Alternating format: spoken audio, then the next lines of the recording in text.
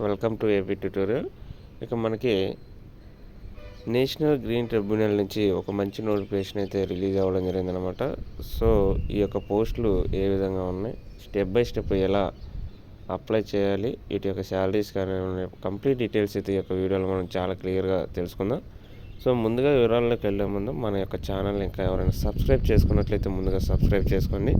So ఇక్కడ వచ్చేవాడికి మనకి ఇవి డైరెక్ట్ రిక్రూట్మెంట్ ద్వారా ఫిల్ చేస్తున్నారు అనమాట. మనం చూసినట్లయితే ఈ యొక్క నేషనల్ గ్రీన్ ట్రిబ్యునల్కి సంబంధించి ఈ యొక్క బెంచెస్ చూసుకున్నట్లయితే మనకి ఢిల్లీ నుంచి భోపాల్, చెన్నై, పూణే అండ్ కోల్కతాలో ప్రధానంగా ఉన్నాయన్నమాట. మనకి సౌత్లో చూసుకున్నట్లయితే చెన్నైలో మనం అప్లై చేసుకోవడానికి, పోస్టింగ్ ఇవ్వడానికి మ్యాక్సిమం ఛాన్సెస్ ఉంటాయన్నమాట. అంటే వేకెన్సీస్ ఎక్కడ ఖాళీలు ఉంటే అక్కడ మనకి పోస్టింగ్ అయితే ఇవ్వడం జరుగుతుందన్నమాట.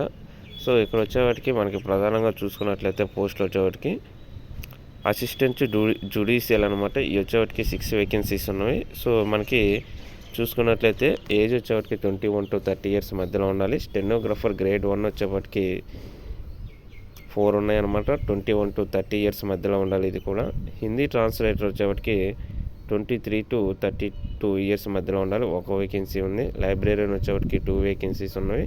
స్టెనోగ్రాఫర్ వచ్చేవాటికి 9 వేకెన్సీస్ ఉన్నాయి. ఇక staff car driver ordinary grade ఇవి వచ్చేటికి 5 వేకెన్సీస్ ఉన్నాయి. 18 to 27 years మధ్యలో ఉండాలన్నమాట. సో వీటిని పోస్ట్ ద్వారా మనం పంపించాలన్నమాట. సంబంధిత సర్టిఫికేట్స్ ఏవైతే ఉంటాయో క్వాలిఫికేషన్స్ మనం చూసుకున్నట్లయితే ఎడ్యుకేషనల్ క్వాలిఫికేషన్స్ చూద్దాం. అసిస్టెంట్ జ్యుడిషియల్కి కంపల్సరీగా బ్యాచిలర్ డిగ్రీ లాలో స్పెషలైజేషన్ చేసి ఉండాలన్నమాట. కంప్యూటర్ నాలెడ్జ్ కూడా కలిగి ఉండాలంటూ 6 months డ్యూరేషన్ రికగ్నైజ్ ఇన్స్టిట్యూట్ అంటూ కూడా ఇవ్వడం జరిగింది. ఇక ఎసెన్షియల్ అంటే ఇక్కడ కంపల్సరీగా ఉండాలండి. ఇక అదేవిధంగా డిజైరబుల్ అంటే ఇది అవసరం లేదు, ఉన్నవాళ్ళు పెట్టవచ్చు. ఇంకా నెక్స్ట్ వచ్చేప్పటికి ఇలా స్టెనోగ్రాఫర్ గ్రేడ్ 1కి సంబంధించి bachelor degree from a recognize university. ఇక స్కిల్ టెస్ట్ అయితే దీనికి ఉంటుందన్నమాట. 100 words డెస్టినేషన్ 10 MTS అంటూ కూడా చాలా ట్రాన్స్క్రిప్షన్ వచ్చేసరికి 50 MTS ఇంగ్లీష్, 65 MTS హిందీ అనమాట. సో ఇది వచ్చేవారికి దీనికి కూడా 6 months కంప్యూటర్ కోర్స్ అయితే చేసి ఉండాలన్నమాట. అదేవిధంగా bachelor degree law from a recognize university, ఇది desirable qualification. Hindi translator same master degree Hindi or English అనమాట, మనం చేసి ఉండాలి. లైబ్రేరియన్కి వచ్చేవారికి బ్యాచిలర్ డిగ్రీ బిఎల్ఐసి ఎవరైతే చేసి ఉంటారో వాళ్ళు ఎలిజిబుల్ అనమాట. అదేవిధంగా డిప్లొమా లైబ్రరీ సైన్స్ కూడా దీనికి ఎలిజిబుల్ అంటూ కూడా మనం చూడటం జరిగింది. ఇక బిఎల్ఐసి చేసిన వాళ్ళు దీనికి ఎలిజిబుల్. అదేవిధంగా 2 years ఎక్స్పీరియన్స్ కూడా మన సెంట్రల్ వైజ్ కానీ స్టేట్ వైజ్ కానీ ఏదైనా యూనిటరీ టెరిటరీలో మనం చేసినట్లు ఉండాలన్నమాట. ఇక desirable diploma in computer application from a recognize institute అని అడగడం జరిగింది. నెక్స్ట్ స్టెనోగ్రాఫర్ గ్రేడ్ 2కి వచ్చేప్పటికి 12th class పాస్ అనమాట. ఇది కేవలం ఇంటర్మీడియట్ మీద ఉందన్నమాట. ఇక staff car driver ordinary grade ఇది వచ్చేవాటికి మెట్రికులేషన్ అయితే మనకి అడగడం జరిగింది. ఇక నాలెడ్జ్ ఆఫ్ మోటార్ మెకానిజం అంటూ కూడా ఎక్స్పీరియన్స్ కూడా అడగడం జరిగింది 3 years వరకు. ఇక అదేవిధంగా మనకి జనరల్ ఇన్స్ట్రక్షన్స్ అయితే మనకి ఇవ్వడం జరిగింది. Number of vacancies in many variant కూడా చాలా క్లియర్గా ఇవ్వడం జరిగింది. ఈ యొక్క జనరల్ ఇన్స్ట్రక్షన్స్ అన్నీ కూడా మనం చాలా క్లియర్గా చదువుకోవాలి. ఇక్కడ చూసుకున్నట్లయితే పాయింట్ నెంబర్ 3లో వచ్చేప్పటికి ప్రొబేషన్ ఫర్ 2 years అంటూ కూడా చాలా క్లియర్గా ఇవ్వడం జరిగింది. 2 years తర్వాత మనకి ప్రొబేషన్ అయితే డిక్లరేషన్ అయితే చేయడం జరుగుతుంది. రెగ్యులర్ జాబ్స్ కంప్లీట్గా. సో ఇవి వచ్చేవాటికి మనం ఈ యొక్క క్వాలిఫికేషన్స్ ఏవైతే ఉంటాయో మనకి హై లెవెల్ క్వాలిఫికేషన్స్ వరకు కూడా వీటన్నిటిని జిరాక్స్ ఇచ్చి పోస్ట్ ద్వారా మనం ఈ యొక్క అడ్రస్కి అయితే మనం పంపించాలన్నమాట.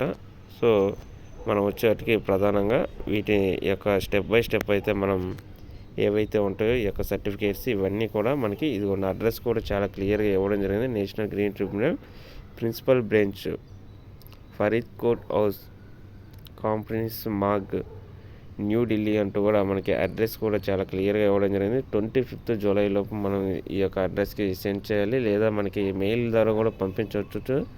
మెయిల్ అయితే చాలా క్లియర్గా ఇవ్వడం జరిగింది. ఇక్కడ చూసుకున్నట్లయితే ఈమెయిల్ అనమాట rg.ngt@nic.in అనమాట. ఈ యొక్క అడ్రస్కి మనం మెయిల్ అయితే సెండ్ చేయాలన్నమాట సంబంధిత సర్టిఫికేట్స్ కాపీతో సహా.